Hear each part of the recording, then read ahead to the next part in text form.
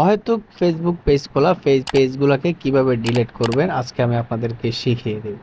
তো প্রথমে তার জন্য আপনারা ফেসবুকে চলে যাবেন। ফেসবুকে যাওয়ার পরে আপনাদের যে পেজটা আছে সেই পেজে আসবেন। তারপর নিচে দেখতে পাচ্ছেন সেটিং এন্ড প্রাইভেসি, তারপর আবারও সেটিংয়ে চলে যাবেন। এরপর নিচে একটু স্ক্রল করে একটু নিচে আসবেন। আসার পর এখান থেকে আপনারা নিচে দেখতে পাচ্ছেন যে এখানে পেজ যে ইয়েটা আছে, যে পেজ অ্যাক্সেস কন্ট্রোল যেটা থাকে সেটা। এখানে আসার পর এখানে ডিএক্টিভ পেজ আছে এবং ডিলেট পেজ আছে। সো ডিএক্টিভ মানে হচ্ছে বন্ধ, আর ডিলেট মানে এটা সব সময়ের জন্য ডিলেট হয়ে যাবে। তো ডিলেটে দিয়ে কন্টিনিউ দেওয়ার পরে এখানে আপনি কি কারণে বন্ধ করতেছেন যে কোনো একটা ওয়ে আপনি সিলেক্ট করে নেবেন।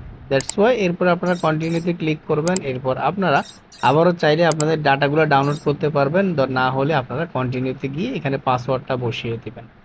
আমি পাসওয়ার্ডটা বসিয়ে দিচ্ছি। তো পাসওয়ার্ডটা দেওয়ার পরে আপনারা এখন ওকেতে ক্লিক করবেন।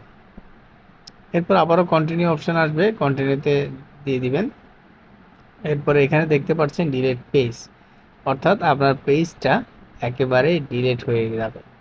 তো যারা এরকম অযথা পেজে অনেকগুলো পেজ খুলে রেখেছেন তারা খুব সহজেই আমার এই ভিডিওর মাধ্যমে মাত্র কয়েকটা সেটিংসে ক্লিক করলেই আপনারা পেজটা ডিলিট করে নিতে পারবেন। তো আশা করি ভিডিওটা ভালো লেগেছে।